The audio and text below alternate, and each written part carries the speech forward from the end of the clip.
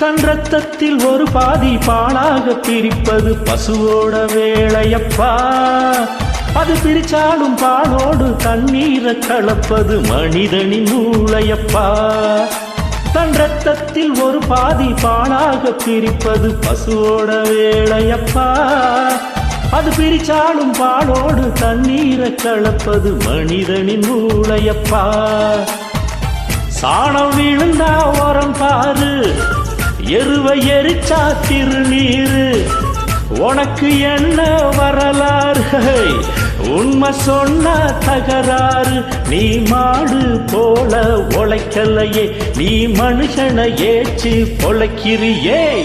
வந்தேண்டா பால்காரன், அடடா பசுமாட்டை பத்தி பாட போறேன், புது பாட்டு கட்டி ஆட போறேன்.